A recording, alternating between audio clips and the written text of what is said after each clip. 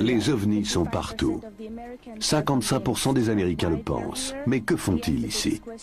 D'après les enquêteurs, les rencontres rapprochées du quatrième type, c'est-à-dire les enlèvements d'êtres humains par des extraterrestres, nous donnent un élément de réponse. Mais dans quel but des visiteurs d'autres planètes viendraient-ils s'emparer des terriens? Nous avons mené l'enquête sur ce terrible dossier.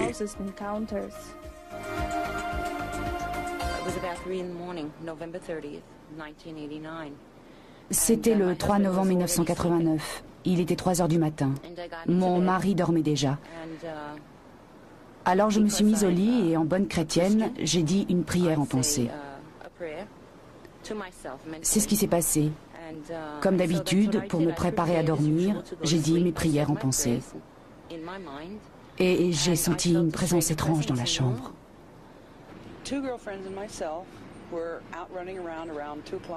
J'étais dehors à 3 heures du matin avec 2 copines dans la campagne. On espionnait un de nos amis. C'était en novembre 77. Je me rappelle, j'ai vu une lumière qui se promenait dans le ciel. Et j'ai dit à ma copine pour rigoler, « Tiens, un ovni ». La copine au volant, ça l'a fait rire. Mais l'autre derrière, elle paniquait. Alors ça aussi, ça nous a fait rigoler. Des ados en crise, quoi, 17 ans. Alors la lumière a commencé à se rapprocher et ça nous a angoissés. Ça devenait de plus en plus étrange. On se sentait toute drôle. Ma copine à l'arrière, ça l'a rendue complètement folle. Elle est tombée par terre et elle s'est mise à hurler. Et je me rappelle, la voiture qui ralentit. La copine qui conduisait a ralenti et on a baissé les vitres pour bien voir ce truc. Et puis ça s'est brouillé dans ma tête. Et je me rappelle seulement le moment où on s'est rendu compte qu'il était 4h, 4h30 du matin. La copine qui conduisait regarde sa montre et fait « Bon Dieu, 4h du matin, vous vous rendez compte? Comme le temps passe quand on s'amuse. » Une vraie dinde. Mais plus tard, je me suis mieux rappelé ce qui s'était passé cette nuit-là. On roulait avec cette lumière qu'on regardait. Et alors ce machin, ce gros engin tout noir se mit à descendre devant la voiture.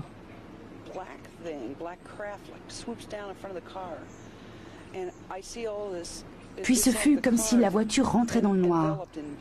Vous savez, je ne pouvais rien voir dehors. Je me suis sentie comme tirée de la voiture par les jambes. Et plus tard, j'ai fini par me rappeler. J'étais sur une table bizarre dont le plateau semblait tomber et dont les pieds semblaient se relever.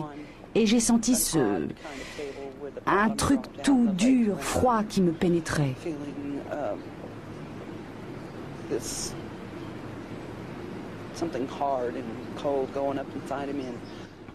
Je me réveille au milieu de la nuit, conscient tout d'un coup, parce que je sens quelque chose qui n'allait pas du tout.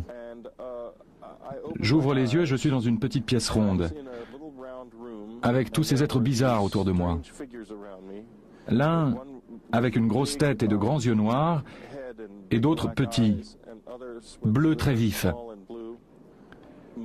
Et je n'arrête pas de vouloir me réveiller. Je ne peux pas croire qu'ils existent réellement.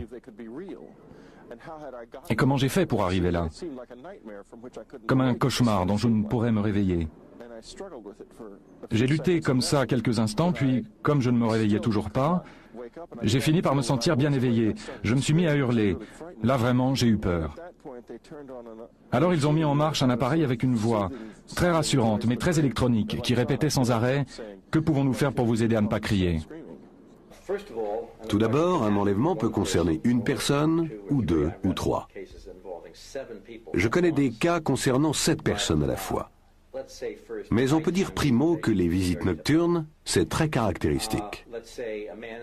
Par exemple, un homme et une femme qui dorment, l'homme se réveille. Il ne sait pas pourquoi, et il se rend compte qu'il est paralysé. Pas moyen de bouger. Complètement terrifié, il ne sait pas ce qui se passe, impossible d'alerter sa femme.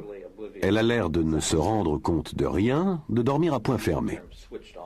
Elle est déconnectée, c'est le terme. À un certain moment, il se rend compte qu'un ou plusieurs êtres sont dans la chambre, qu'ils s'approchent du lit ou se tiennent près de la fenêtre ou pas. Alors ils se sont décollés du lit, planés ou lévités vers la fenêtre en général. Si la fenêtre est fermée, ils la traversent, escortés par ces petits êtres. Ce n'est pas un cas d'expérience de perception extratemporelle. S'il peut voir son lit, c'est qu'il n'y est plus, il a quitté son lit.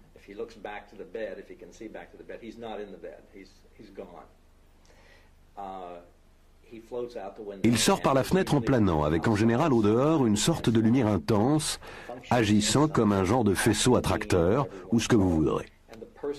Et la personne remonte en planée avec les êtres dans l'engin.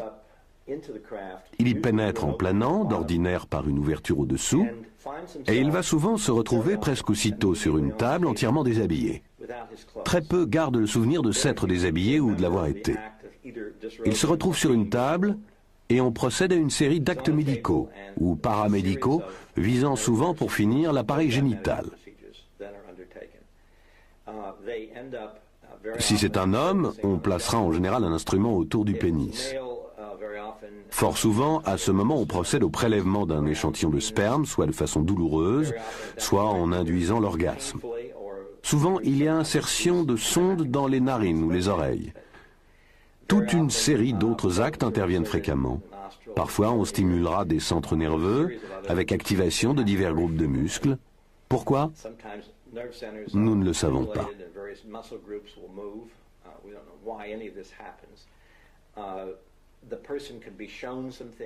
Parfois, les aliens montrent quelque chose à leurs victimes.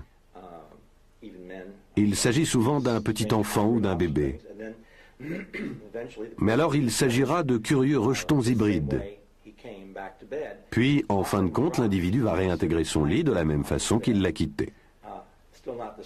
Souvent, il va choir d'une certaine hauteur, toujours sans déranger sa femme. Et il s'endort aussitôt. Le matin au réveil, il ne sait pas ce qui s'est passé. Un rêve ? Et il retrouve son pyjama par terre, au pied du lit, sans souvenir de l'avoir retiré. Très souvent, l'enlevé a une douleur ou une sensation dans une partie du corps, et il retrouve une petite marque.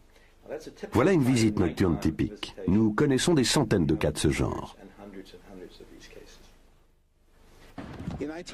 En 1991, Bud Hopkins et moi, nous avons voulu savoir combien de personnes ont eu des expériences d'enlèvement, aux États-Unis en tout cas.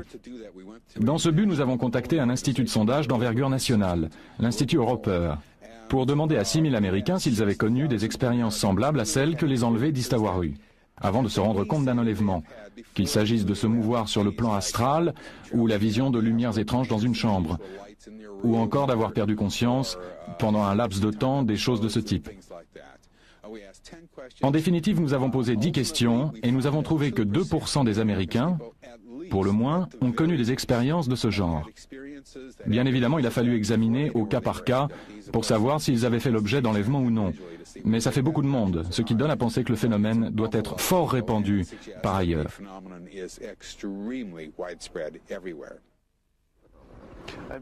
Depuis des années, je m'occupe des frontières de la conscience humaine. Mais en entendant parler de ce phénomène par un de mes collègues qui me parlait des travaux de Bud Hopkins, j'ai cru que c'était les fariboles. Ça s'est donc fait peu à peu en discutant avec lui, en voyant ses recherches. J'ai découvert que, en tant que psychiatre, je n'avais aucune explication de ce qui, chez ceux qu'on qualifie de nos jours d'enlevés, ou sujet d'expérience anormale, se présentait comme une expérience réelle. Et ma question est devenue, que se passe-t-il ?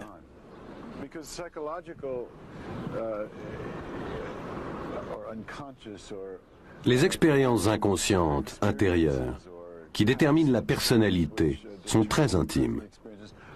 Ces expériences sont d'une nature très différente selon les personnes.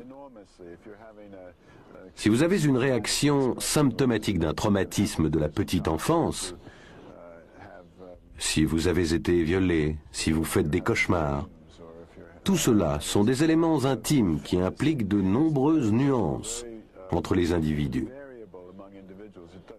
Vous n'obtiendrez jamais une histoire consistante, une histoire complexe, qui soit similaire d'une personne à l'autre, du début à la fin.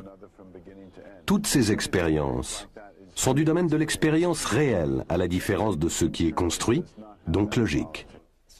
Certaines constantes sont apparues. Avant nos travaux, je crois bien qu'on n'avait pas trop fait attention à certains ensembles de caractéristiques qui apparaissent dans les investigations. Je me suis arrêté sur cette question des ressemblances entre une affaire et une autre, parce que cela permettait d'établir que l'on a bien affaire à un type précis, assez déterminé de phénomènes externes, plutôt qu'à toute la panoplie des fantasmes de l'humanité. Si l'on retrouve des domaines de ressemblance assez étroits, alors la notion de fantasme perdra beaucoup de force. Les enlevés décrivent, grosso modo, 4 types d'extraterrestres. Encore faut-il prendre garde au fait que bien souvent, on a beaucoup de descriptions différentes. Or, l'un des grands problèmes de l'hypnose est celui de l'identification et de la description des extraterrestres. En effet, surtout lors d'une séance initiale, les sujets ont tendance à fabuler, à dire des choses qui ne sont pas strictement vraies. Une fois mis en place les contrôles nécessaires, on se retrouve en gros avec 4 types distincts d'extraterrestres. L'un d'eux sera l'extraterrestre connu de tous. Petit, bras et jambes grêles, corps mince, grands yeux noirs, absence de cheveux, de nez, de bouche et d'oreilles. D'autres présentent plutôt des allures d'insectes, comme une menthe religieuse, disons. D'autres d'aspect plutôt reptilien, et d'autres d'apparence plus humaine. En définitive, qu'importe, ils apparaissent toujours ensemble avec un objectif commun et ils proviennent donc sans doute d'un seul et même lieu. C'est là un groupe unifié d'extraterrestres poursuivant une seule et même activité.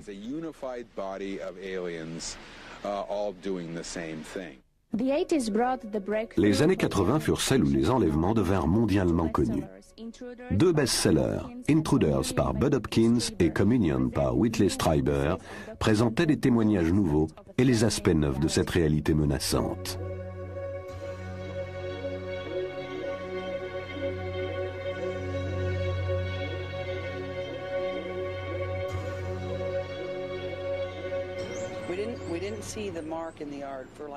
Deux ou 3 jours après la nuit du 30 juin 1983, une empreinte est apparue dans la cour.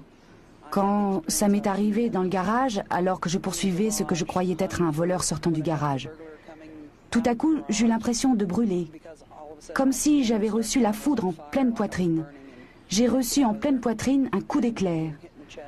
Je ne vois rien de mieux pour exprimer cette sensation. Et j'ai vu des silhouettes de petites créatures, 1,20 m de haut à peu près, qui allaient dans la cour, 6 en tout, qui allaient vers un petit engin en forme d'œuf. Après tout ça, le lendemain matin, au réveil, j'avais les yeux gonflés comme collés. On m'a emmené aux urgences à l'hôpital.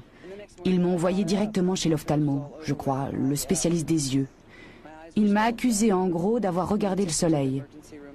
Ça m'avait brûlé les yeux, d'une façon ou d'une autre. Il m'a ordonné plein de médicaments, des gouttes, des pommades, tout ça.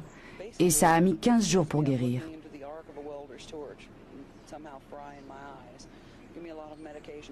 Alors on a vu l'empreinte dans la cour. Et le premier truc que je me suis rappelé quand j'ai vu l'empreinte dans la cour, le premier souvenir furent ces 2 yeux noirs, comme superposés sur la marque dans la cour. Et ça m'a fait un choc. Ma mère disait, « Tiens, c'est là que notre ovni s'est posé. » Ça la faisait rire. Et j'ai commencé à penser au livre de Bud Hopkins, « Missing Time ».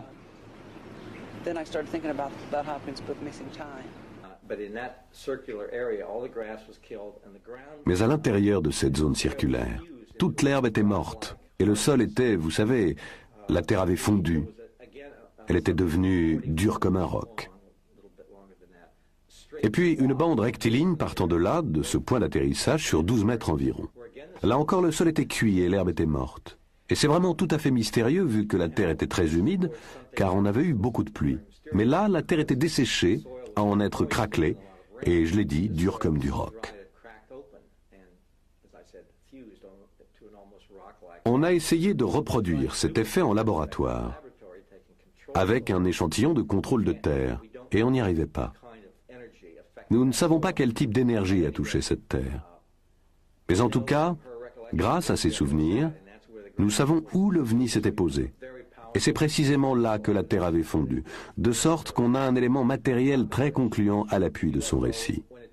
En outre, l'OVNI au décollage a manifestement dégagé un éclair très puissant, qu'une voisine a vu, à l'endroit précis où elle se rappelle qu'il s'était posé. Et quand il a survolé la maison voisine, toutes les lumières se sont éteintes. La voisine, complètement paniquée, a entendu un son rugissant, les lumières sont revenues. Aucun disjoncteur n'avait été touché. L'empreinte dans la cour, elle, ça s'est juste rétabli depuis quelques années. Elle est restée 5 ans bien visible. La neige fondait dessus, l'eau ruisselait dessus. On la sent toujours, même si on ne voit plus où elle est. Quand on marche dans la cour, on peut encore sentir où elle est. La terre est toujours beaucoup plus dure à cet endroit.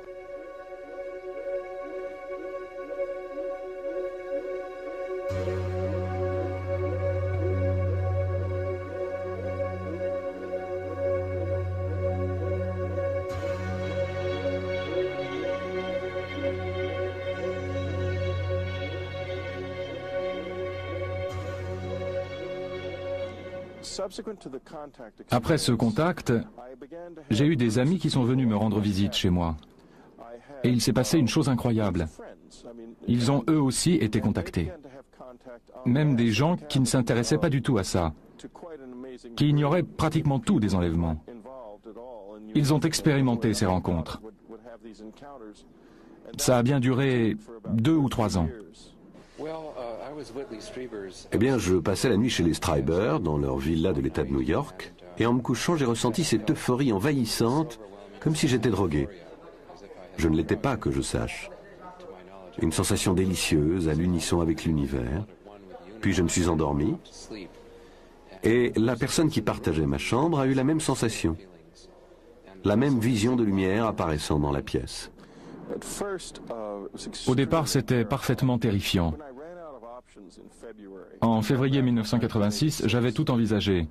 Je me suis retrouvé sans explication possible. Ça m'angoissait, ça n'est pas imaginable. Un peu comme si on découvrait qu'on n'était pas celui qu'on croyait, vous savez. Une expérience épouvantable, affreuse. Et j'ai tenté d'agir sur cette angoisse qui m'affaiblissait, me terrassait, en me promenant la nuit dans les bois où ça s'était passé. C'est devenu une obsession. Je ne pouvais plus me préparer pour ma nuit sans avoir traversé ces bois. Et en même temps, c'était très dur, car c'était vraiment paniquant.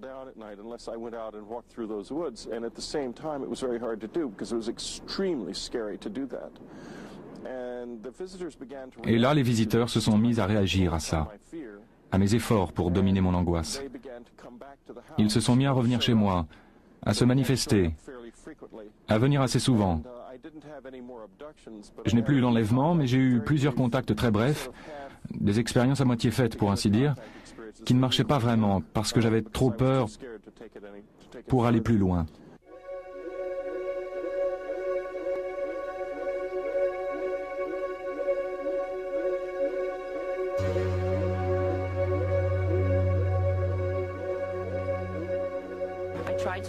J'ai voulu réveiller mon mari.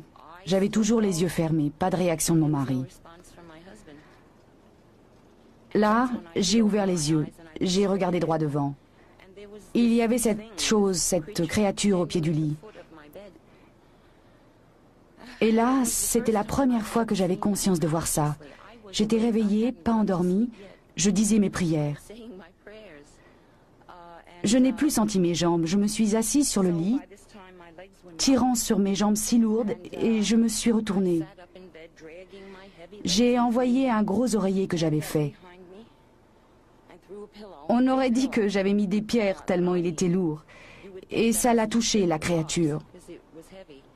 Le souvenir suivant que j'ai consciemment, un souvenir fragmentaire, c'est une étoffe blanche qui montait couvrir mes yeux et qui redescendait. Ensuite, j'ai senti quelque chose. Des petits coups de poing peut-être, ou un instrument qui tapait mon dos. C'est tout ce que je me rappelle. Et alors mon souvenir conscient après ça, c'est de tomber dans mon lit. J'aurais pu être tombée de je ne sais quelle hauteur, de 5 ou de 50 cm, ce qu'on voudra. Mais là j'étais consciente. Je me suis sentie tomber dans le lit.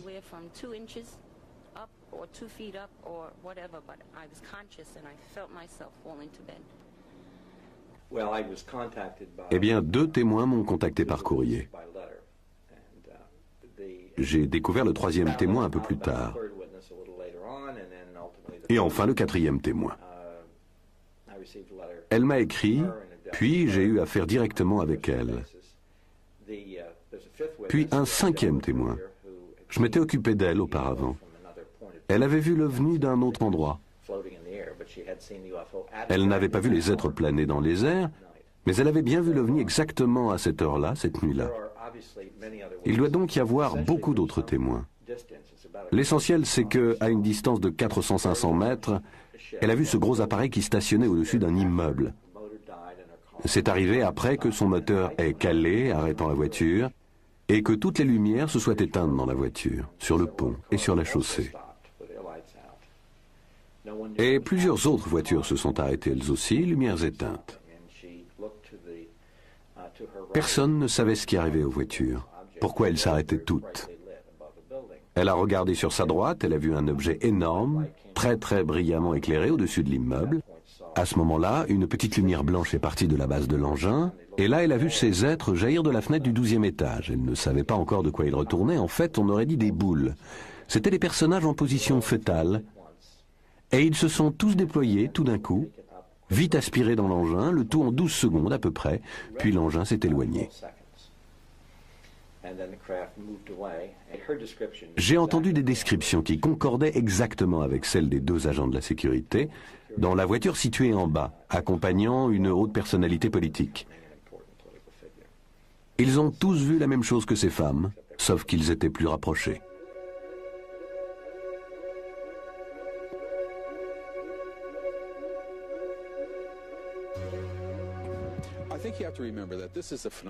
Je crois qu'il faut rappeler qu'il s'agit d'un phénomène qui n'est pas simplement un racontard.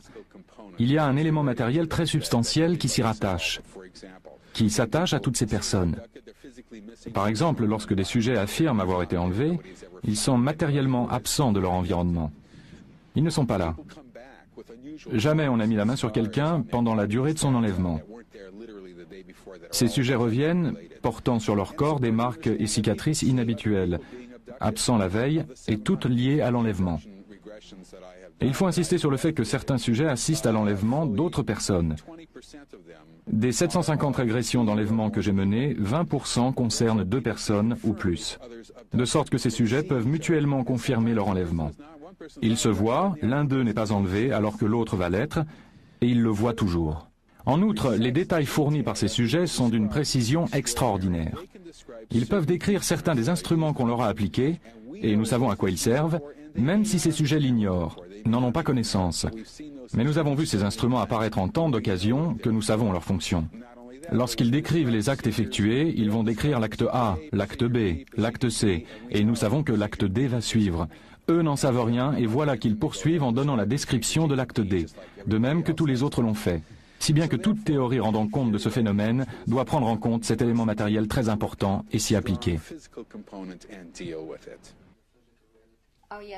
Ça, oui, je suis sûre que ça se passe dans le monde réel, matériel. Parce que lorsque je me suis réveillée, j'avais des marques diverses sur le corps qu'on m'avait faites pendant la nuit. Des exemples. Un petit bout de peau prélevé sur le menton, ici. Et j'en avais d'autres que je portais depuis toute petite sans avoir jamais su comment ça m'était arrivé. Mais celle-ci, là, on me l'a faite l'année dernière, au mois de mars, je crois. Je me suis juste réveillée, un petit bout de peau me manquait sur la figure. Vous savez, quand on se fait une coupure, qu'on s'égratine, d'abord ça saigne. Ensuite, ça fait une croûte, puis ça se cicatrise et la croûte tombe. Et là, c'est ce qui se produit naturellement. C'est la cicatrisation naturelle. Mais là, il n'y avait ni sang ni croûte. La veille, ce n'était pas là. Le lendemain, j'ai la cicatrice d'une incision sur la figure. Et j'en ai une sur chaque jambe.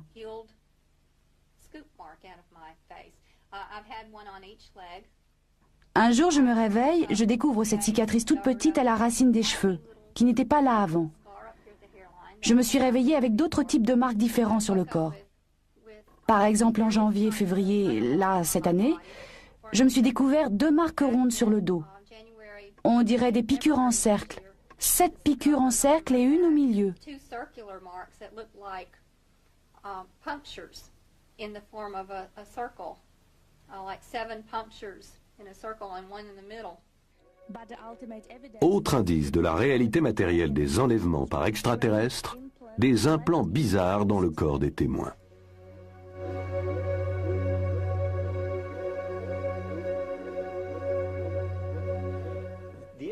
La question des implants est extrêmement intéressante, du fait que nombre d'objets, que l'on pense être des implants, ont été recueillis, de formes et de dimensions variables, qui semblent avoir été logés à des emplacements bizarres.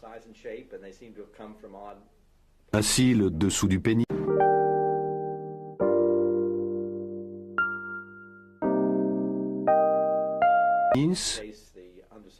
ou dans un autre cas, la fosse nasale, et ainsi de suite.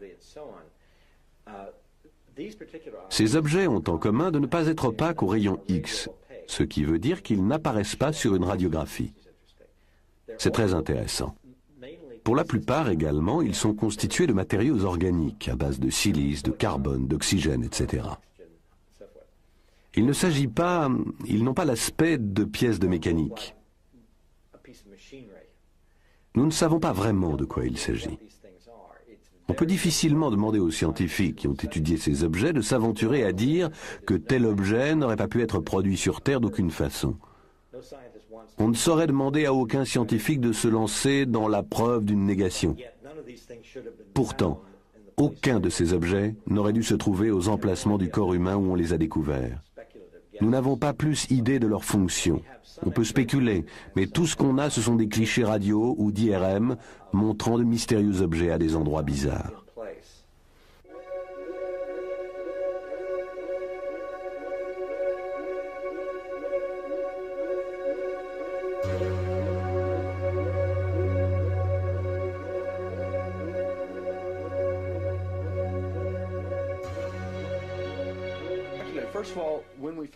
Quand on l'a trouvé, ça nous a vraiment passionnés. Quand cette dame nous l'a apporté, elle nous l'a apporté par un hasard tout à fait fortuit. Elle se frottait les yeux le lendemain matin, le matin après le 10 décembre. Quelque chose la gênait dans l'œil. Et c'est sorti, ça a atterri sur son bureau. Un objet minuscule mais si dur qu'elle l'a entendu tomber sur le bureau.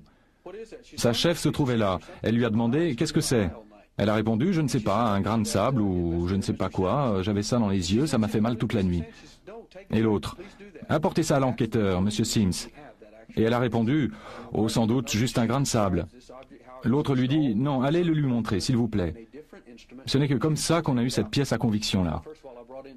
Sous hypnose régressive, elle décrit l'objet, comment il a été inséré à l'aide d'instruments chirurgicaux et un autre instrument servant à l'extraire. Alors initialement, je l'ai montré aux zoologistes, aux biologistes. Ils l'ont examiné afin de savoir s'il s'agissait d'une sorte de graine, de matrice. Il avait effectivement l'air d'une graine, une petite graine. Je l'ai montré à un zoologiste afin qu'il vérifie s'il pouvait s'agir d'une sorte de petit œuf. Mais évidemment, ce n'était pas le cas. Je le savais depuis longtemps. Mais je voulais que cela me soit confirmé par des gens compétents en la matière. Le zoologiste l'a regardé, il a dit « Bon Dieu, mais qu'est-ce que c'est que ça? Ça ressemble à du plastique dur ou à une sorte d'œuf, comme si quelque chose était contenu là-dedans. D'où cela peut-il bien venir ?» La seule explication que j'ai pu lui donner fut de lui dire que cela venait de l'œil d'une femme. Il m'a répondu « C'est impossible. Comment cela pourrait-il sortir de l'œil d'un être humain? Qu'est-ce que c'est que ce truc ?» Vous savez, je ne peux pas vous en dire plus au sujet de ce truc, lui ai-je répondu. Un peu plus tard, j'ai souhaité le faire examiner au microscope électronique. Nous avons trouvé des traces de matériaux rares, du titane et du beryllium, ce qui ressemble aux matériaux décrits dans les récits d'OVNI. Je m'y suis mis après avoir rencontré un enquêteur au Texas du nom de Darrell Sims, qui faisait des recherches sur le phénomène des enlèvements extraterrestres depuis environ 27 ans. Il m'a intrigué en me montrant une série de clichés radio d'un pied avec 2 objets métalliques fichés à l'intérieur que j'ai proposé d'extraire. Le temps d'organiser l'extraction pour le patient, un autre cas s'était présenté, où l'objet métallique était logé dans le dos de la main.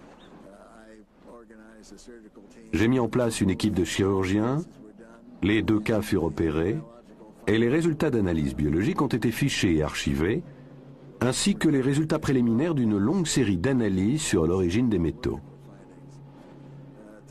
À ces jours, nous avons procédé à 6 opérations, dont nous avons les résultats. 3 cas semblables pour ce qui est des objets et 3 autres cas semblables entre eux, à savoir pour ainsi dire les métalliques et les non métalliques. Les objets métalliques sont de forme variable et sont couverts d'une membrane dense, gris foncé, qui résiste au scalpel. Les 3 autres présentaient de petites billes, d'une couleur blanc grisé. Il ne s'agissait pas de calcium. Nous en avons fait analyser une. On y trouve une foule d'éléments divers. Les résultats d'analyse biologique couvrent les tissus voisins qui ne présentent aucun signe de réaction inflammatoire, ce qui est virtuellement impossible chez l'humain. Et une présence importante de terminaisons nerveuses de propriocepteurs, toutes extraites de zones tissulaires auxquelles elles n'appartiennent pas. Alors une fois ces 2 sujets rapatriés à Houston, j'ai collecté les implants. Le docteur Lai s'est occupé des biopsies, si bien qu'on disposait d'une bonne chaîne d'indication pour ces objets. Il a soumis les biopsies à 2 pathologistes différents qui lui ont livré les résultats suivants.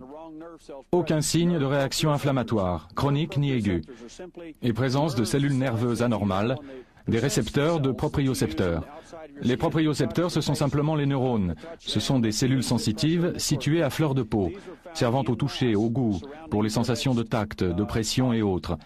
On les a retrouvés massivement présents autour des objets en cause, autour de ce que l'on croit être des implants, logés dans le pied de cette dame ainsi que dans la main de cet homme. Les 2 membranes biologiques enveloppant ces objets métalliques paraissent avoir été constituées par la propre peau de l'enlevé. Je pense qu'il est possible que les marques de prélèvement indiquent la présence d'extraterrestres, qu'il est raisonnable à mon sens de penser qu'ils pourraient faire un tel prélèvement sur n'importe quel sujet et les mettre en culture, si bien qu'ils disposeraient littéralement de vos tissus, à chaque fois qu'ils en auraient besoin, comme enveloppe d'implant, pour l'insérer dans votre corps. Voilà qui rendrait compte de ce fait que des tissus nerveux tels que les neurones propriocepteurs de la surface cutanée environnent l'objet. Mais alors, comment ces neurones propriocepteurs pourraient se reconnecter aux autres nerfs du corps? Je ne vois pas. Il faut comprendre que cette dame est sous anesthésie hypnotique, avec 2 injections locales. On aurait pu l'amputer des jambes, elle n'aurait rien ressenti. Et pourtant, dès que l'on touchait à ces objets, même chose pour l'homme, je ne dis pas les extraire, mais les toucher, on avait une réaction instantanée, violente, suggérant que les objets étaient connectés à un nerf majeur. Quant aux analyses de ces objets, après des investigations coûtant près de 50 000 $ à ce jour, elles indiquent que les objets paraissent être d'origine météorique. Pourquoi paraissent? C'est que les métaux s'en approchant le plus qu'on ait pu découvrir sont la structure de 2 météorites. Ces météorites, d'un type rare, pourraient en rendre compte, en partie. Mais le problème, c'est qu'elles présentent un alliage très particulier dans les proportions de nickel et de fer. Or, on n'a pas ça ici. Ce serait donc une sorte d'anomalie à cet égard. Les soi-disant enlèvements extraterrestres ou rencontres rapprochées du 4e type ont fait la une des journaux aux États-Unis. Mais il ne s'agit pas exclusivement d'un phénomène américain. Nous avons rencontré des cas similaires dans bien des endroits de la planète.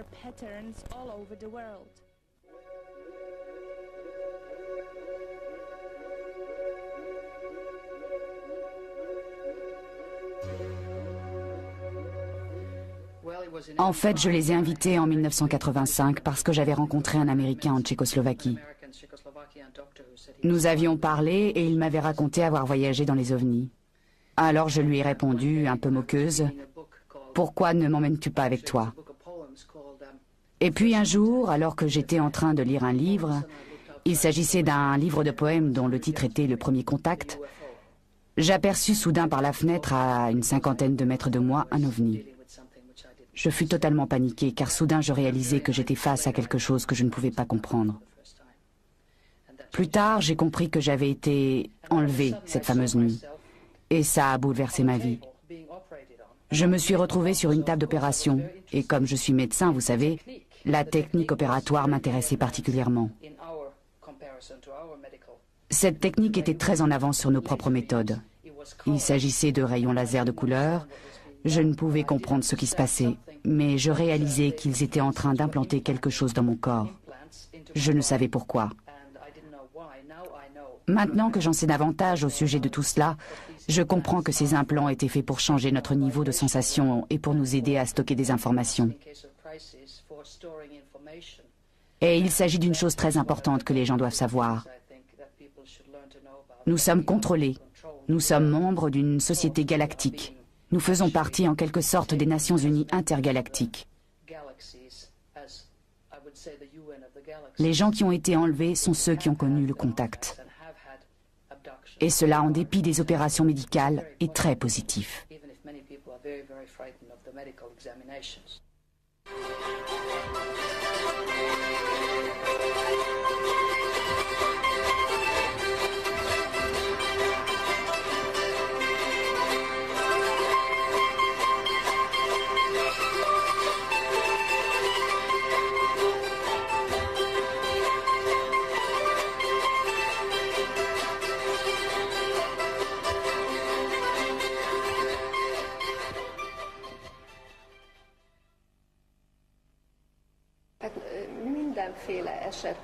J'ai effectué de nombreuses régressions hypnotiques avec des gens qui se sont alors souvenus de ce qui leur était arrivé sur une table d'opération, entourés de petits êtres, des gris, des extraterrestres humanoïdes. Dans d'autres cas, ils décrivaient la façon dont ils montaient à bord des vaisseaux, comment les extraterrestres leur faisaient visiter leurs engins, leur montraient leurs écrans et systèmes de propulsion.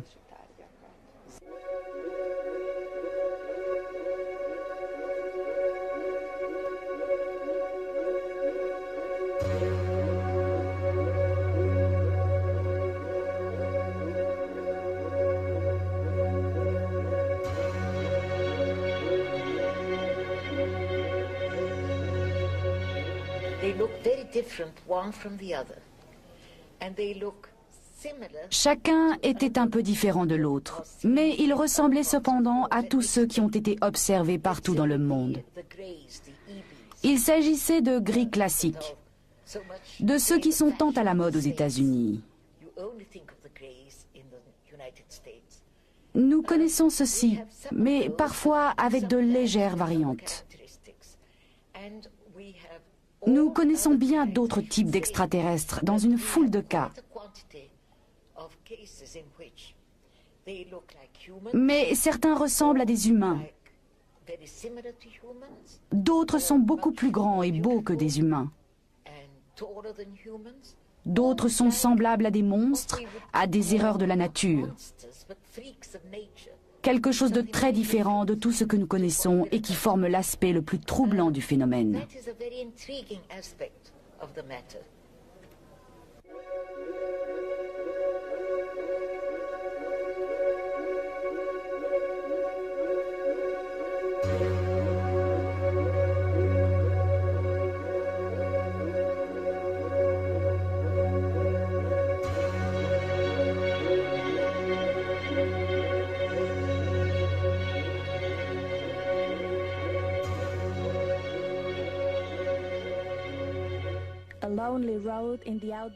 Une petite route australienne fut le théâtre d'une scène d'enlèvement collectif unique en son genre, lors des toutes premières heures du jour, un dimanche matin.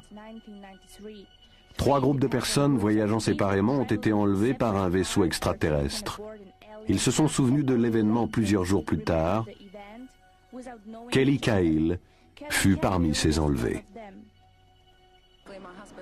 Mon mari et moi nous rentrions de chez des amis en voiture lorsque nous avons aperçu un gigantesque engin volant dans un champ sur le côté de la route. Nous nous sommes arrêtés, nous avons traversé la route.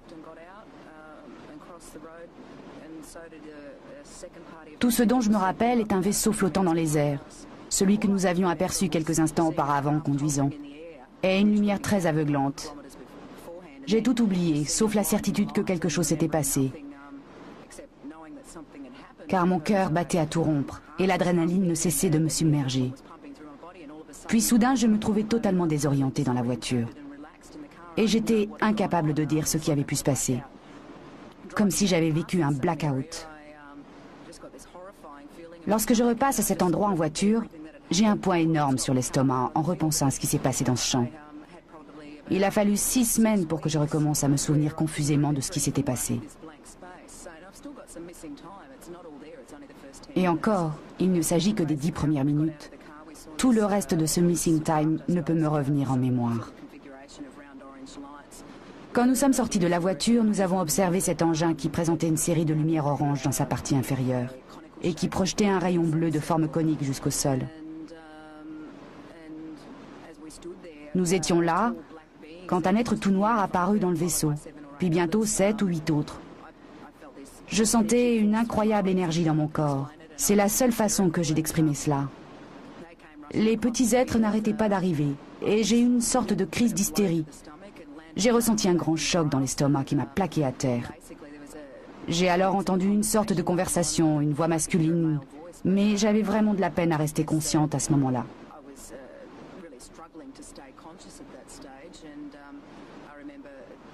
La seule chose dont je me rappelle ensuite, c'est d'avoir prié très fort pour obtenir de l'aide.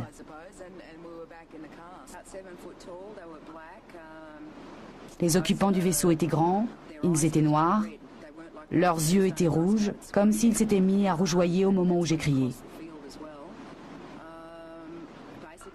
Je n'ai rien vu d'autre que cet œil écarlate et ces figures noires.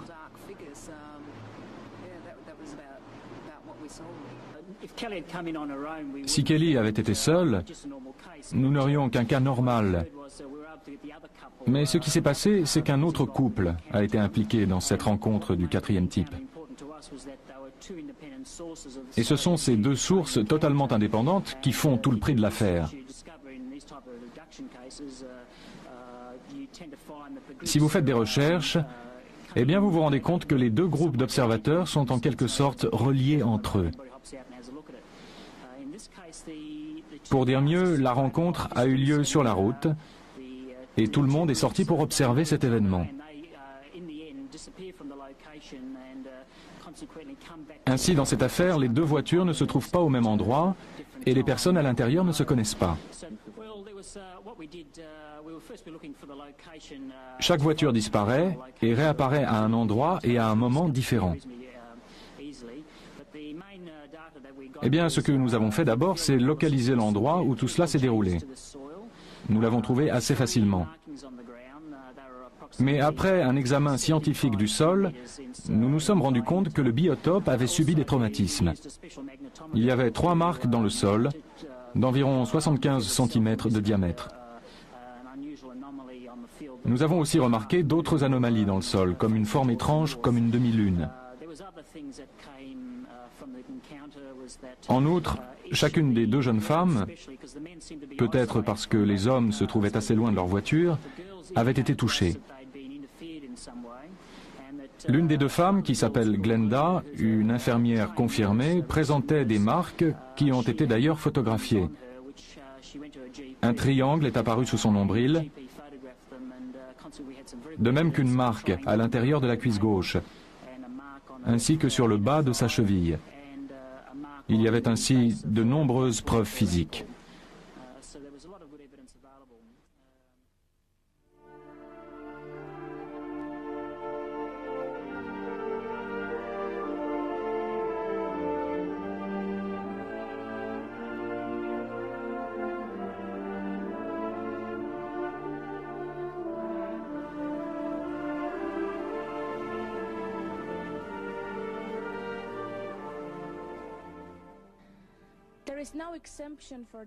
Il n'y a aucune exception géographique dans le cas des enlèvements. Même Israël, cette terre sacrée, a connu des affaires d'enlevés. Plusieurs cas sont apparus depuis 1996. Le premier a eu lieu à Nazareth, la cité même où il y a 2000 ans, Jésus fut élevé.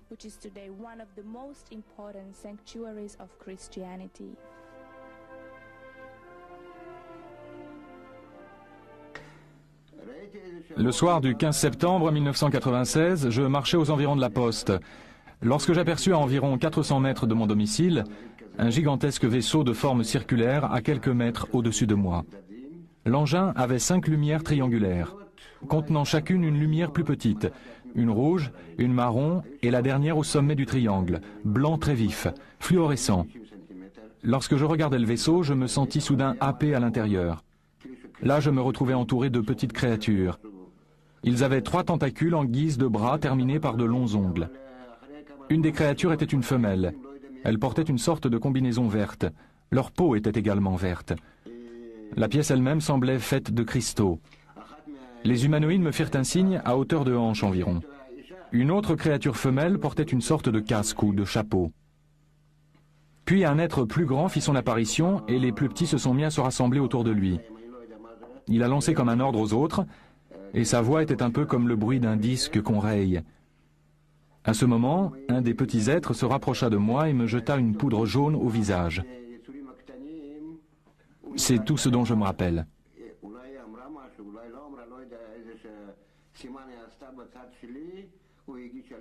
Puis je me suis retrouvé sur le terrain de sport d'une école, à quelques mètres de l'endroit d'où j'avais disparu.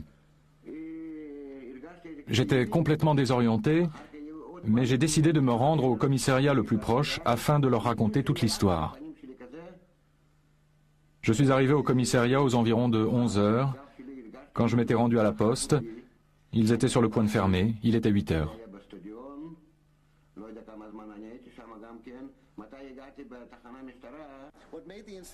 Ce qui a rendu cet incident particulièrement intéressant, c'est qu'il s'est rendu immédiatement à la police. La police a ôté de la poudre jaune qui se trouvait sur son bras, jusqu'à son poignet. Cette poudre a été analysée à l'hôpital à Foula. On a trouvé que cette poudre était composée d'aluminium à 55%, mais on n'a jamais eu les résultats pour les 45% restants. Les journaux disaient qu'il ne s'agissait pas de poussière du sol d'Israël, qu'il s'agissait d'une mystérieuse matière. La composition des 45% était inconnue. On a fait des analyses sans résultat. Mais nous avons encore une fois des preuves concrètes.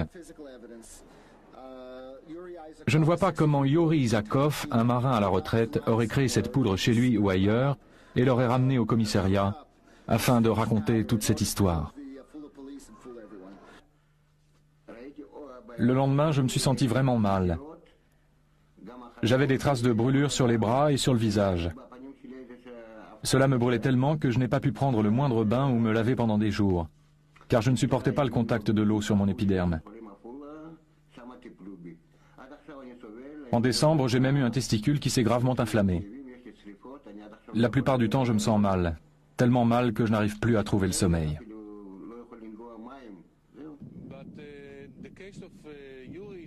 Le cas de Yuri Isakov est vraiment incroyable,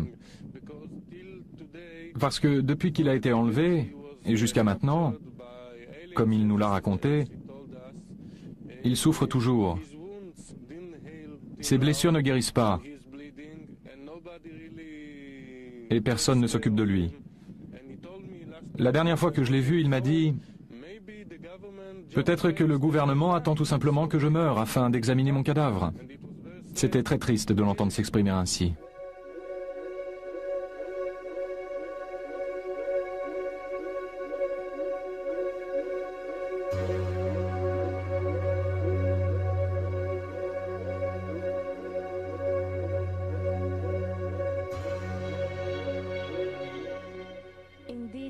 Les chercheurs s'accordent aujourd'hui sur le fait que le phénomène des enlèvements est global par essence. Il ne concerne pas seulement l'Europe, les États-Unis, l'Australie, mais aussi l'Afrique et l'Orient. Seule la réaction des sujets est différente, de la panique à l'hystérie ou de la curiosité à une profonde transformation intérieure. Mais la question principale demeure posée. D'où vient ce phénomène et comment peut-on l'expliquer ?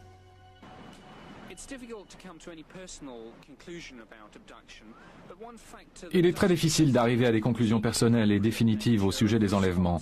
Mais un aspect du phénomène me retient tout particulièrement. Je pensais que la plupart des enlevés réagiraient avec peur et colère à ce qui leur était arrivé. Mais aucun ne réagit comme ça. Ils réagissent d'une façon beaucoup plus positive. Ils développent une philosophie personnelle proche du New Age. Ils se mettent à peindre, à dessiner ou à écrire des poèmes. Cela me frappe comme s'il s'agissait de quelque chose d'artificiel, d'extérieur à eux, comme s'ils avaient été induits.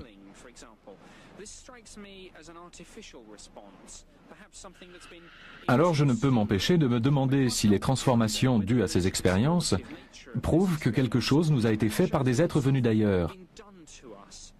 Peut-être afin d'affaiblir la menace que nous constituons désormais depuis que nous voyageons dans l'espace. Il pourrait y avoir pas mal de raisons pour ça. Par exemple, il y a un contenu sexuel évident dans les enlèvements. Si les extraterrestres devaient nous examiner et tenter de comprendre qui nous sommes, l'une des premières choses qu'ils feraient serait d'examiner notre sexualité et notre patrimoine génétique.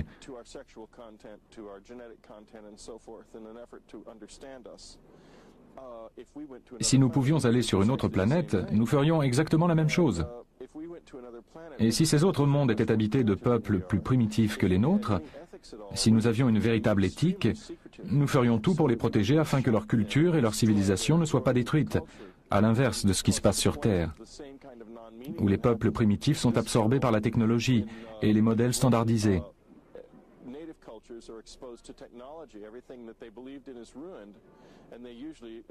Quelles que soient les formes vivantes en dehors de notre planète, elles essaient de rentrer en contact avec nous sans détruire ce que nous sommes. La plupart des enlevés racontent que les aliens veulent sauver la planète et l'environnement et nous avertir de ne pas poursuivre dans cette voie. De plus, ils souhaiteraient mieux connaître l'homme et son anatomie. Enfin, ils aimeraient nous transmettre tout un savoir qu'ils ont acquis et qui permettrait notamment de nous guérir.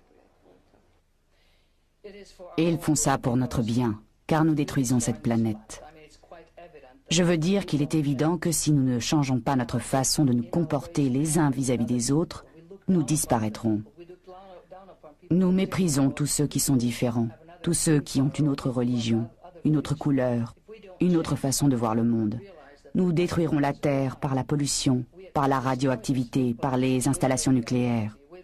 Aussi, ils essayent de prendre notre sperme, nos ovules, afin de pouvoir créer une nouvelle race, car ils se rendent compte que nous nous détruisons nous-mêmes.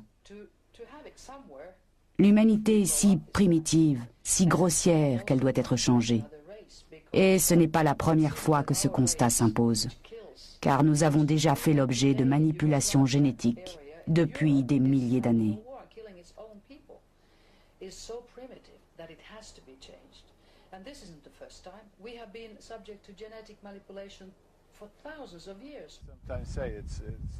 Parfois, je dis que cela ressemble à un grand programme de recherche spirituelle provenant du cosmos à destination des plus faibles, mais qui resterait sans cesse hors de portée. En d'autres termes, je considère qu'il s'agit là d'une chance extraordinaire. Le fait qu'un phénomène aussi difficile à saisir permette à des centaines, à des milliers de gens d'ouvrir à nouveau leur esprit à l'univers. Un univers qui vit, où la vie et l'intelligence triomphent, et qui n'est plus seulement considéré comme une étendue infinie, mais comme un domaine sacré, divin, offrant toutes sortes de possibilités. Tout cela nous ouvre de nouveau à l'inconnu. Je pense que nous avons toujours vécu dans l'inconnu. Mais ce phénomène nous y confronte encore plus fortement. Et j'estime qu'à l'avenir, nous devrons affronter les peurs qui accompagnent la pensée de l'inconnu. Affronter la peur de l'inconnu.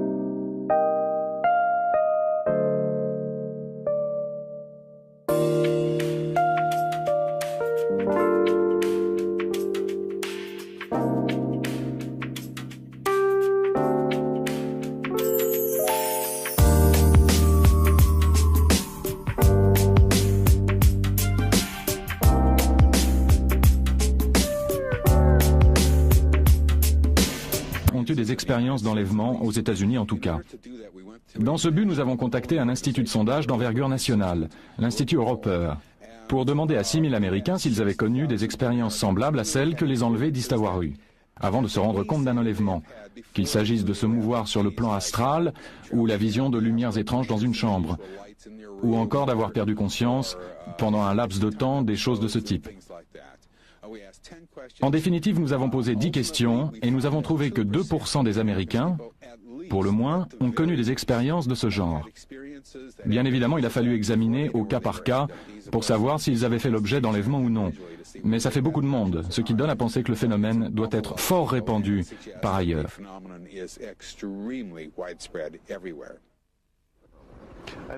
Depuis des années, je m'occupe des frontières de la conscience humaine. Mais en entendant parler de ce phénomène par un de mes collègues qui me parlait des travaux de Bud Hopkins, j'ai cru que c'était les fariboles. Ça s'est donc fait peu à peu en discutant avec lui, en voyant ses recherches. J'ai découvert que, en tant que psychiatre, je n'avais aucune explication de ce qui, chez ceux qu'on qualifie de nos jours d'enlevés ou sujets d'expérience anormale, se présentait comme une expérience réelle. Et ma question est devenue, que se passe-t-il ?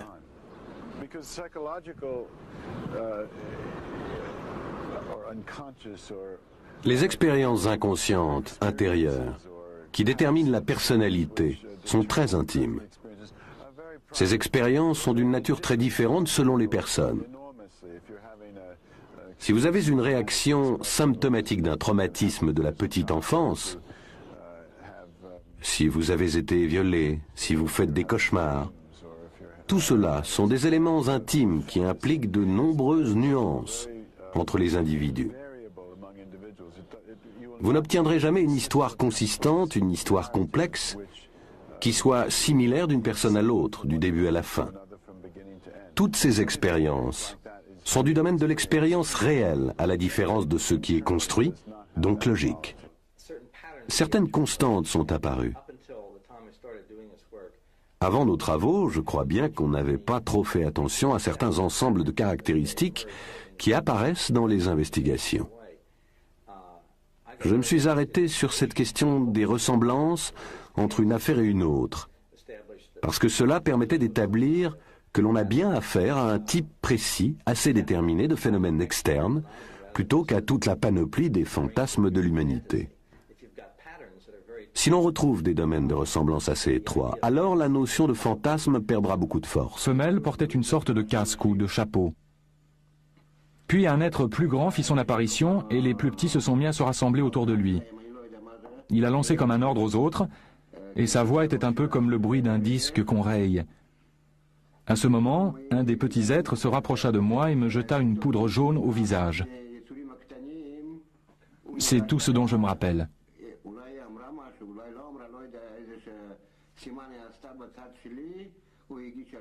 Puis je me suis retrouvé sur le terrain de sport d'une école, à quelques mètres de l'endroit d'où j'avais disparu. J'étais complètement désorienté, mais j'ai décidé de me rendre au commissariat le plus proche afin de leur raconter toute l'histoire. Je suis arrivé au commissariat aux environs de 11 heures. Quand je m'étais rendu à la poste, ils étaient sur le point de fermer, il était 8 heures.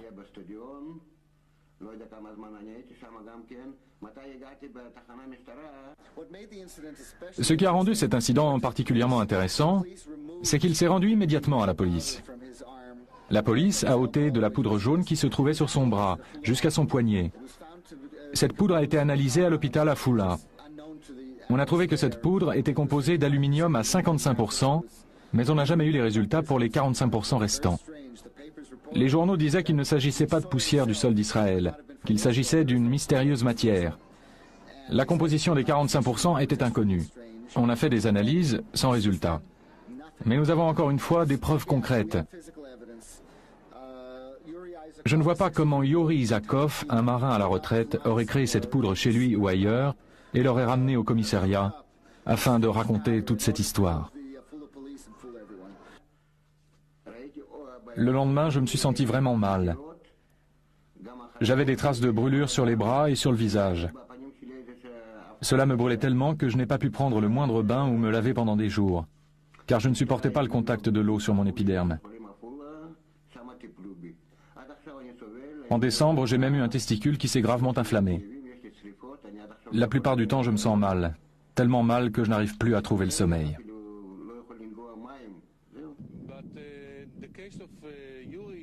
Le cas de Yuri Sakov est vraiment incroyable, parce que depuis qu'il a été enlevé, et jusqu'à maintenant, comme il nous l'a raconté, il souffre toujours. Ses blessures ne guérissent pas,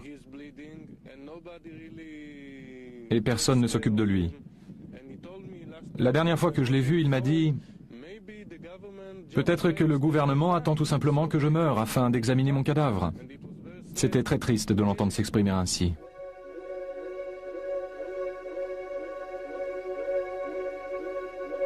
Nous avons contacté un institut de sondage d'envergure nationale, l'Institut Roper, pour demander à 6000 Américains s'ils avaient connu des expériences semblables à celles que les enlevés disent avoir eues, avant de se rendre compte d'un enlèvement, qu'il s'agisse de se mouvoir sur le plan astral ou la vision de lumières étranges dans une chambre, ou encore d'avoir perdu conscience pendant un laps de temps, des choses de ce type. En définitive, nous avons posé 10 questions et nous avons trouvé que 2% des Américains, pour le moins, ont connu des expériences de ce genre. Bien évidemment, il a fallu examiner au cas par cas pour savoir s'ils avaient fait l'objet d'enlèvement ou non.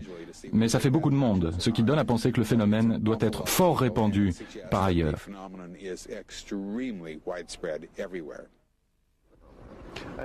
Depuis des années, je m'occupe des frontières de la conscience humaine.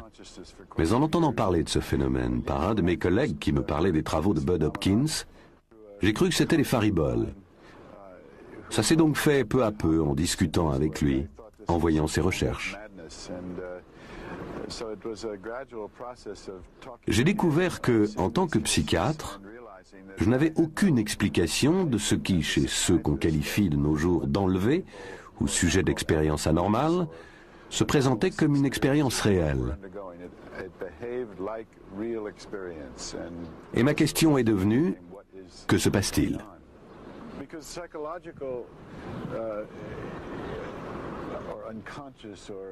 Les expériences inconscientes, intérieures, qui déterminent la personnalité, sont très intimes. Ces expériences sont d'une nature très différente selon les personnes. Si vous avez une réaction symptomatique d'un traumatisme de la petite enfance, si vous avez été violé, si vous faites des cauchemars, tout cela sont des éléments intimes qui impliquent de nombreuses nuances entre les individus. Vous n'obtiendrez jamais une histoire consistante, une histoire complexe, qui soit similaire d'une personne à l'autre, du début à la fin. Toutes ces expériences sont du domaine de l'expérience réelle, à la différence de ce qui est construit, donc logique. Certaines constantes sont apparues. Avant nos travaux, je crois bien qu'on n'avait pas trop fait attention à certains ensembles de caractéristiques qui apparaissent dans les investigations. Je me suis arrêté sur cette question des ressemblances entre une affaire et une autre, parce que cela permettait d'établir que l'on a bien affaire à un type précis, assez déterminé de phénomènes externes, plutôt qu'à toute la panoplie des fantasmes de l'humanité. Si l'on retrouve des domaines de ressemblance assez étroits, alors la notion de fantasme perdra beaucoup de force. Je crois qu'il faut rappeler qu'il s'agit d'un phénomène qui n'est pas simplement un racontard. Il y a un élément matériel très substantiel qui s'y rattache, qui s'attache à toutes ces personnes. Par exemple, lorsque des sujets affirment avoir été enlevés, ils sont matériellement absents de leur environnement. Ils ne sont pas là. Jamais on n'a mis la main sur quelqu'un pendant la durée de son enlèvement. Ces sujets reviennent, portant sur leur corps des marques et cicatrices inhabituelles, absents la veille et toutes liées à l'enlèvement. Et il faut insister sur le fait que certains sujets assistent à l'enlèvement d'autres personnes. Des 750 régressions d'enlèvement que j'ai menées, 20% concernent 2 personnes ou plus. De sorte que ces sujets peuvent mutuellement confirmer leur enlèvement. Ils se voient, l'un d'eux n'est pas enlevé alors que l'autre va l'être, et ils le voient toujours. En outre, les détails fournis par ces sujets sont d'une précision extraordinaire. Ils peuvent décrire certains des instruments qu'on leur a appliqués, et nous savons à quoi ils servent, même si ces sujets l'ignorent, n'en ont pas connaissance. Mais nous avons vu ces instruments apparaître en tant d'occasions que nous savons leur fonction. Lorsqu'ils décrivent les actes effectués, ils vont décrire l'acte A, l'acte B, l'acte C, et nous savons que l'acte D va suivre. Eux n'en savent rien et voilà qu'ils poursuivent en donnant la description de l'acte D, de même que tous les autres l'ont fait. Si bien que toute théorie rendant compte de ce phénomène doit prendre en compte cet élément matériel très important et s'y appliquer.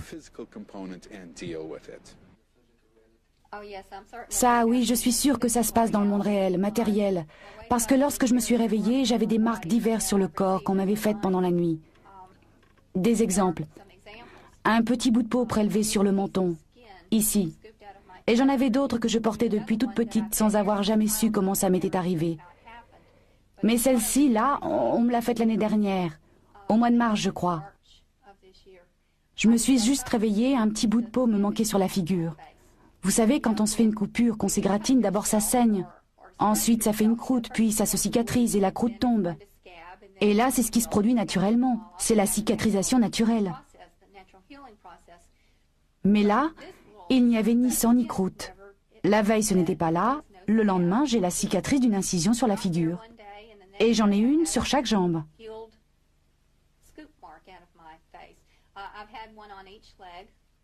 Un jour, je me réveille, je découvre cette cicatrice toute petite à la racine des cheveux, qui n'était pas là avant. Je me suis réveillée avec d'autres types de marques différents sur le corps.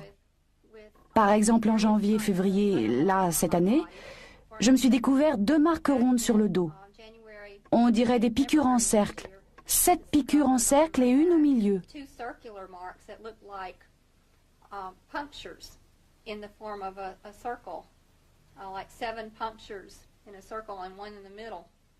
Accordait exactement avec celle des 2 agents de la sécurité, dans la voiture située en bas, accompagnant une haute personnalité politique. Ils ont tous vu la même chose que ces femmes, sauf qu'ils étaient plus rapprochés.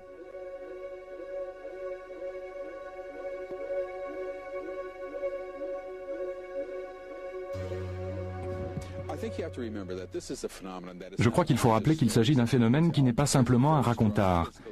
Il y a un élément matériel très substantiel qui s'y rattache, qui s'attache à toutes ces personnes. Par exemple, lorsque des sujets affirment avoir été enlevés, ils sont matériellement absents de leur environnement. Ils ne sont pas là. Jamais on n'a mis la main sur quelqu'un pendant la durée de son enlèvement. Ces sujets reviennent, portant sur leur corps des marques et cicatrices inhabituelles, absents la veille et toutes liées à l'enlèvement. Et il faut insister sur le fait que certains sujets assistent à l'enlèvement d'autres personnes. Des 750 régressions d'enlèvement que j'ai menées, 20% concernent 2 personnes ou plus. De sorte que ces sujets peuvent mutuellement confirmer leur enlèvement. Ils se voient, l'un d'eux n'est pas enlevé alors que l'autre va l'être, et ils le voient toujours. En outre, les détails fournis par ces sujets sont d'une précision extraordinaire. Ils peuvent décrire certains des instruments qu'on leur a appliqués, et nous savons à quoi ils servent, même si ces sujets l'ignorent, n'en ont pas connaissance. Mais nous avons vu ces instruments apparaître en tant d'occasions que nous savons leur fonction. Lorsqu'ils décrivent les actes effectués, ils vont décrire l'acte A, l'acte B, l'acte C, et nous savons que l'acte D va suivre. Eux n'en savent rien et voilà qu'ils poursuivent en donnant la description de l'acte D, de même que tous les autres l'ont fait. Si bien que toute théorie rendant compte de ce phénomène doit prendre en compte cet élément matériel très important et s'y appliquer. Ça, oui, je suis sûre que ça se passe dans le monde réel, matériel. Parce que lorsque je me suis réveillée, j'avais des marques diverses sur le corps qu'on m'avait faites pendant la nuit. Des exemples. Un petit bout de peau prélevé sur le menton, ici. Et j'en avais d'autres que je portais depuis toute petite sans avoir jamais su comment ça m'était arrivé. Mais celle-ci, là, on me l'a faite l'année dernière, au mois de mars, je crois. Je me suis juste réveillée, un petit bout de peau me manquait sur la figure. Vous savez, quand on se fait une coupure, qu'on s'égratine, d'abord ça saigne. Ensuite, ça fait une croûte, puis ça se cicatrise et la croûte tombe. Et là, c'est ce qui se produit naturellement. C'est la cicatrisation naturelle. Mais là, il n'y avait ni sang ni croûte. La veille, ce n'était pas là. Le lendemain, j'ai la cicatrice d'une incision sur la figure. Et j'en ai une sur chaque jambe.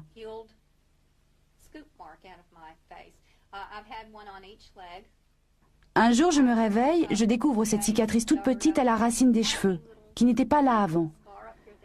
Je me suis réveillée avec d'autres types de marques différents sur le... Quelles que soient les formes vivantes en dehors de notre planète, elles essaient de rentrer en contact avec nous sans détruire ce que nous sommes. La plupart des enlevés racontent que les aliens veulent sauver la planète et l'environnement et nous avertir de ne pas poursuivre dans cette voie. De plus, ils souhaiteraient mieux connaître l'homme et son anatomie. Enfin, ils aimeraient nous transmettre tout un savoir qu'ils ont acquis et qui permettrait notamment de nous guérir. Et ils font ça pour notre bien, car nous détruisons cette planète. Je veux dire qu'il est évident que si nous ne changeons pas notre façon de nous comporter les uns vis-à-vis des autres, nous disparaîtrons. Nous méprisons tous ceux qui sont différents, tous ceux qui ont une autre religion, une autre couleur, une autre façon de voir le monde. Nous détruirons la Terre par la pollution, par la radioactivité, par les installations nucléaires.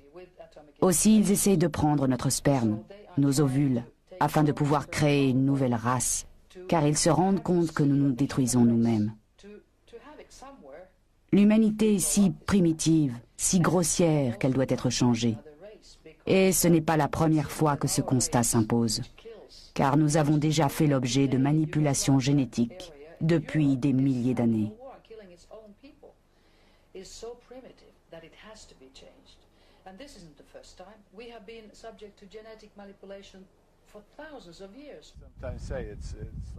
Parfois, je dis que cela ressemble à un grand programme de recherche spirituelle provenant du cosmos à destination des plus faibles, mais qui resterait sans cesse hors de portée. En d'autres termes, je considère qu'il s'agit là d'une chance extraordinaire. Le fait qu'un phénomène aussi difficile à saisir permette à des centaines, à des milliers de gens d'ouvrir à nouveau leur esprit à l'univers.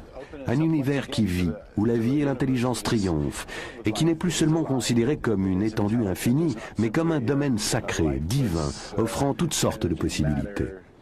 Tout cela nous ouvre de nouveau à l'inconnu. Je pense que nous avons toujours vécu dans l'inconnu. Mais ce phénomène nous y confronte encore plus fortement. Et j'estime qu'à l'avenir, nous devrons affronter les peurs qui accompagnent la pensée de l'inconnu. Affronter la peur de l'inconnu.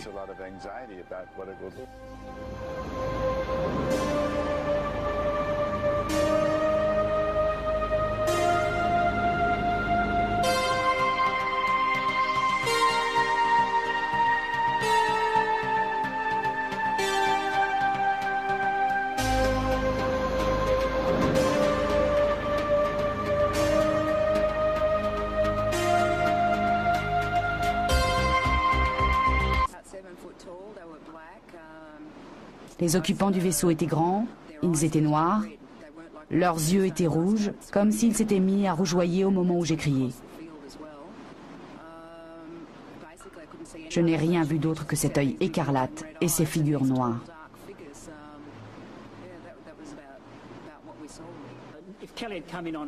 Si Kelly avait été seule, nous n'aurions qu'un cas normal. Mais ce qui s'est passé, c'est qu'un autre couple a été impliqué dans cette rencontre du quatrième type. Et ce sont ces deux sources totalement indépendantes qui font tout le prix de l'affaire. Si vous faites des recherches, eh bien vous vous rendez compte que les deux groupes d'observateurs sont en quelque sorte reliés entre eux. Pour dire mieux, la rencontre a eu lieu sur la route et tout le monde est sorti pour observer cet événement. Ainsi, dans cette affaire, les deux voitures ne se trouvent pas au même endroit et les personnes à l'intérieur ne se connaissent pas. Chaque voiture disparaît et réapparaît à un endroit et à un moment différent. Eh bien, ce que nous avons fait d'abord, c'est localiser l'endroit où tout cela s'est déroulé. Nous l'avons trouvé assez facilement. Mais après un examen scientifique du sol, nous nous sommes rendus compte que le biotope avait subi des traumatismes. Il y avait 3 marques dans le sol, d'environ 75 cm de diamètre. Nous avons aussi remarqué d'autres anomalies dans le sol, comme une forme étrange, comme une demi-lune. En outre, chacune des deux jeunes femmes, peut-être parce que les hommes se trouvaient assez loin de leur voiture, avait été touchée. L'une des deux femmes, qui s'appelle Glenda, une infirmière confirmée, présentait des marques qui ont été d'ailleurs photographiées. Un triangle est apparu sous son nombril, de même qu'une marque à l'intérieur de la cuisse gauche, ainsi que sur le bas de sa cheville. Il y avait ainsi de nombreuses preuves physiques.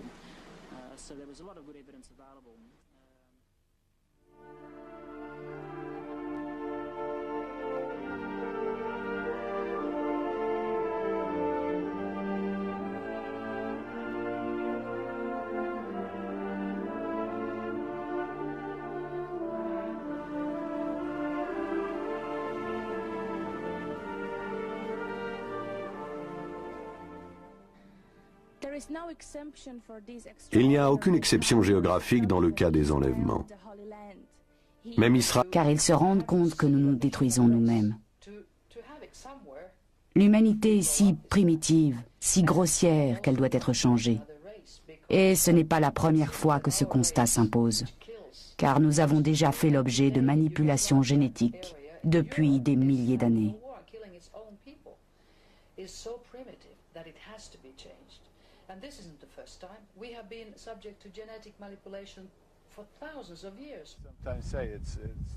Parfois, je dis que cela ressemble à un grand programme de recherche spirituelle provenant du cosmos à destination des plus faibles, mais qui resterait sans cesse hors de portée. En d'autres termes, je considère qu'il s'agit là d'une chance extraordinaire. Le fait qu'un phénomène aussi difficile à saisir permette à des centaines, à des milliers de gens d'ouvrir à nouveau leur esprit à l'univers. Un univers qui vit, où la vie et l'intelligence triomphent, et qui n'est plus seulement considéré comme une étendue infinie, mais comme un domaine sacré, divin, offrant toutes sortes de possibilités. Tout cela nous ouvre de nouveau à l'inconnu. Je pense que nous avons toujours vécu dans l'inconnu. Mais ce phénomène nous y confronte encore plus fortement. Et j'estime qu'à l'avenir, nous devrons affronter les peurs qui accompagnent la pensée de l'inconnu. Affronter la peur de l'inconnu.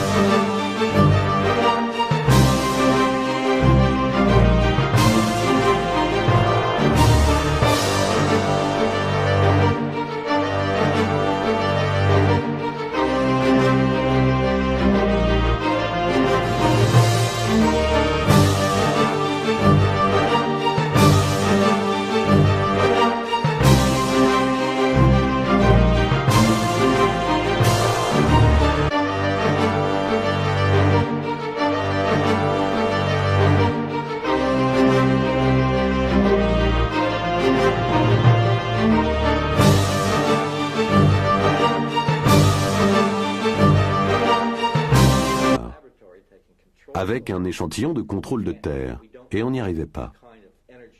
Nous ne savons pas quel type d'énergie a touché cette terre.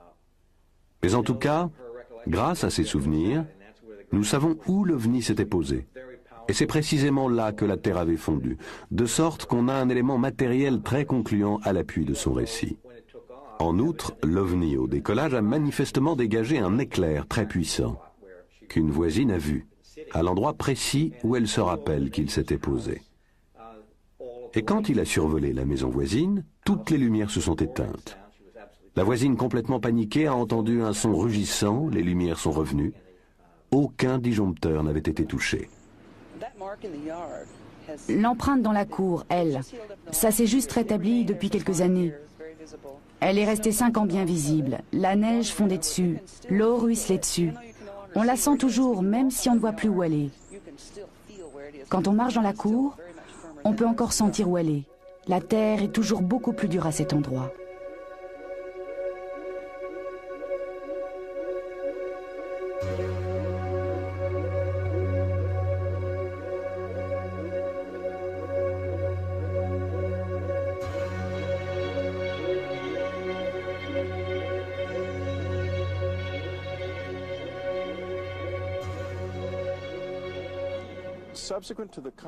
Après ce contact, j'ai eu des amis qui sont venus me rendre visite chez moi. Et il s'est passé une chose incroyable. Ils ont eux aussi été contactés. Même des gens qui ne s'intéressaient pas du tout à ça, qui ignoraient pratiquement tout des enlèvements. Ils ont expérimenté ces rencontres. Ça a bien duré 2 ou 3 ans. Eh bien, je passais la nuit chez les Streiber, dans leur villa de l'État de New York, et en me couchant, j'ai ressenti cette euphorie envahissante, comme si j'étais drogué. Je ne l'étais pas, que je sache. Une sensation délicieuse, à l'unisson avec l'univers. Puis je me suis endormi, et la personne qui partageait ma chambre a eu la même sensation. La même vision de lumière apparaissant dans la pièce. Au départ, c'était parfaitement terrifiant. En février 1986, j'avais tout envisagé. Je me suis retrouvé sans explication possible. Ça m'angoissait, ça n'est pas imaginable. Un peu comme si on découvrait qu'on n'était pas celui qu'on croyait, vous savez. Une expérience épouvantable, affreuse. Et j'ai tenté d'agir sur cette angoisse qui m'affaiblissait, me terrassait, en me promenant la nuit dans les bois où ça s'était passé. C'est devenu une obsession. Je ne pouvais plus me préparer pour ma nuit sans avoir traversé ces bois. Et en même temps, c'était pas paresse. C'est que les métaux, s'en approchant le plus qu'on ait pu découvrir, sont la structure de 2 météorites. Ces météorites, d'un type rare, pourraient en rendre compte, en partie. Mais le problème, c'est qu'elles présentent un alliage très particulier dans les proportions de nickel et de fer. Or, on n'a pas ça ici. Ce serait donc une sorte d'anomalie à cet égard. Les soi-disant enlèvements extraterrestres ou rencontres rapprochées du 4e type ont fait la une des journaux aux États-Unis. Mais il ne s'agit pas exclusivement d'un phénomène américain. Nous avons rencontré des cas similaires dans bien des endroits de la planète.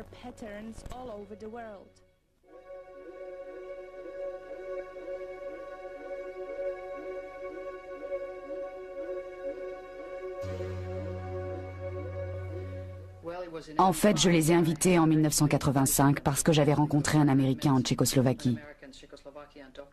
Nous avions parlé et il m'avait raconté avoir voyagé dans les ovnis. Alors je lui ai répondu, un peu moqueuse, « Pourquoi ne m'emmènes-tu pas avec toi ?» Et puis un jour, alors que j'étais en train de lire un livre, il s'agissait d'un livre de poèmes dont le titre était « Le premier contact », j'aperçus soudain par la fenêtre à une 50aine de mètres de moi un ovni. Je fus totalement paniqué car soudain je réalisais que j'étais face à quelque chose que je ne pouvais pas comprendre. Plus tard, j'ai compris que j'avais été enlevée cette fameuse nuit. Et ça a bouleversé ma vie. Je me suis retrouvée sur une table d'opération. Et comme je suis médecin, vous savez, la technique opératoire m'intéressait particulièrement. Cette technique était très en avance sur nos propres méthodes.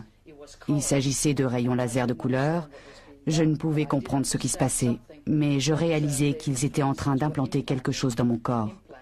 Je ne savais pourquoi.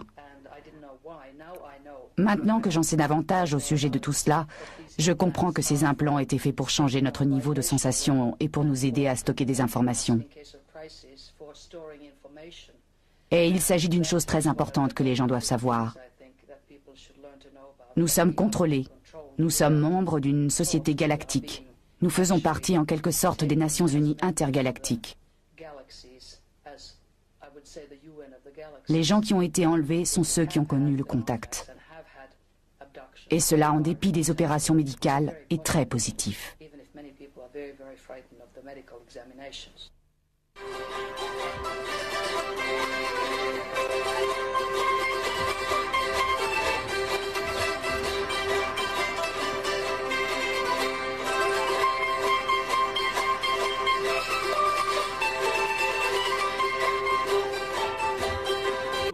c'est qu'elle présente un alliage très particulier dans les proportions de nickel et de fer.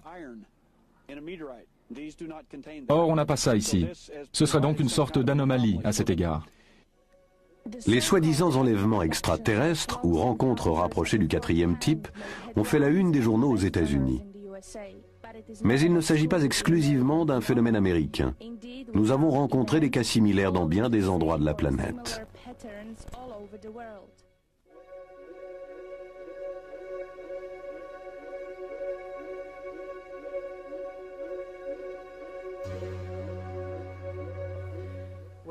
En fait, je les ai invités en 1985 parce que j'avais rencontré un Américain en Tchécoslovaquie. Nous avions parlé et il m'avait raconté avoir voyagé dans les ovnis. Alors je lui ai répondu, un peu moqueuse, « Pourquoi ne m'emmènes-tu pas avec toi ?» Et puis un jour, alors que j'étais en train de lire un livre, il s'agissait d'un livre de poèmes dont le titre était « Le premier contact », j'aperçus soudain par la fenêtre, à une 50aine de mètres de moi, un ovni. Je fus totalement paniquée, car soudain je réalisais que j'étais face à quelque chose que je ne pouvais pas comprendre. Plus tard, j'ai compris que j'avais été enlevée cette fameuse nuit, et ça a bouleversé ma vie. Je me suis retrouvée sur une table d'opération, et comme je suis médecin, vous savez, la technique opératoire m'intéressait particulièrement. Cette technique était très en avance sur nos propres méthodes. Il s'agissait de rayons laser de couleur. Je ne pouvais comprendre ce qui se passait, mais je réalisais qu'ils étaient en train d'implanter quelque chose dans mon corps. Je ne savais pourquoi. Maintenant que j'en sais davantage au sujet de tout cela, je comprends que ces implants étaient faits pour changer notre niveau de sensation et pour nous aider à stocker des informations. Et il s'agit d'une chose très importante que les gens doivent savoir. Nous sommes contrôlés. Nous sommes membres d'une société galactique. Nous faisons partie en quelque sorte des Nations Unies intergalactiques. Les gens qui ont été enlevés sont ceux qui ont connu le contact. Et cela en dépit des opérations médicales est très positif.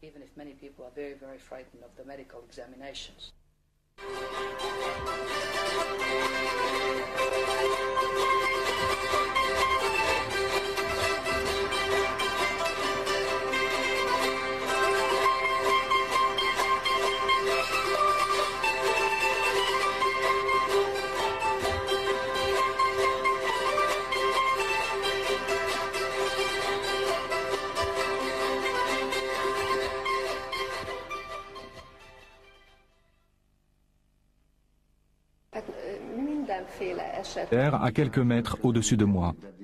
L'engin avait 5 lumières triangulaires, contenant chacune une lumière plus petite, une rouge, une marron et la dernière au sommet du triangle, blanc très vif, fluorescent.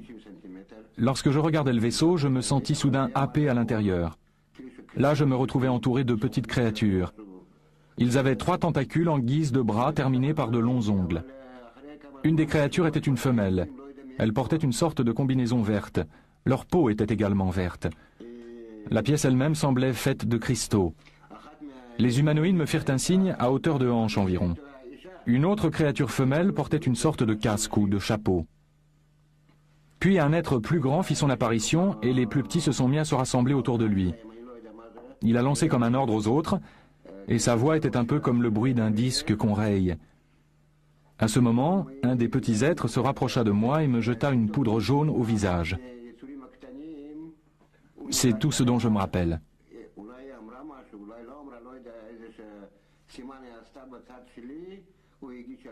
Puis je me suis retrouvé sur le terrain de sport d'une école, à quelques mètres de l'endroit d'où j'avais disparu. J'étais complètement désorienté, mais j'ai décidé de me rendre au commissariat le plus proche afin de leur raconter toute l'histoire. Je suis arrivé au commissariat aux environs de 11 heures. Quand je m'étais rendu à la poste, ils étaient sur le point de fermer, il était 8 heures.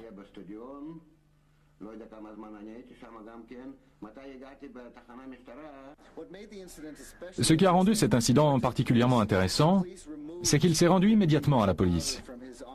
La police a ôté de la poudre jaune qui se trouvait sur son bras, jusqu'à son poignet. Cette poudre a été analysée à l'hôpital à Fula. On a trouvé que cette poudre était composée d'aluminium à 55% mais on n'a jamais eu les résultats pour les 45% restants. Les journaux disaient qu'il ne s'agissait pas de poussière du sol d'Israël, qu'il s'agissait d'une mystérieuse matière. La composition des 45% était inconnue.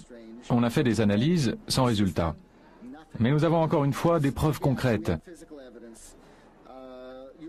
Je ne vois pas comment Yuri Isakov, un marin à la retraite, aurait créé cette poudre chez lui ou ailleurs et l'aurait ramenée au commissariat afin de raconter toute cette histoire. Le lendemain, je me suis senti vraiment mal. J'avais des traces de brûlures sur les bras et sur le visage. Cela me brûlait tellement que je n'ai pas pu prendre le moindre bain ou me laver pendant des jours, car je ne supportais pas le contact de l'eau sur mon épiderme. En décembre, j'ai même eu un testicule qui s'est gravement inflammé. La plupart du temps, je me sens mal, tellement mal que je n'arrive plus à trouver le sommeil. Ils se mettent à peindre, à dessiner ou à écrire des poèmes. Cela me frappe comme s'il s'agissait de quelque chose d'artificiel, d'extérieur à eux, comme s'ils avaient été induits.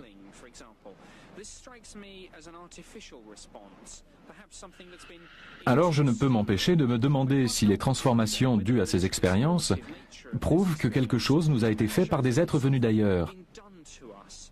Peut-être afin d'affaiblir la menace que nous constituons désormais depuis que nous voyageons dans l'espace.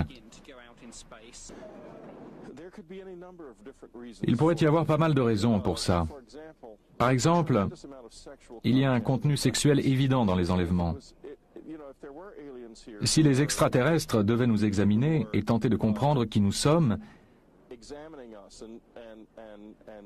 l'une des premières choses qu'ils feraient serait d'examiner notre sexualité et notre patrimoine génétique.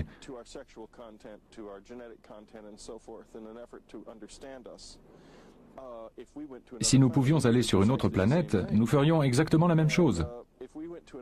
Et si ces autres mondes étaient habités de peuples plus primitifs que les nôtres, si nous avions une véritable éthique, nous ferions tout pour les protéger afin que leur culture et leur civilisation ne soient pas détruites, à l'inverse de ce qui se passe sur Terre, où les peuples primitifs sont absorbés par la technologie et les modèles standardisés.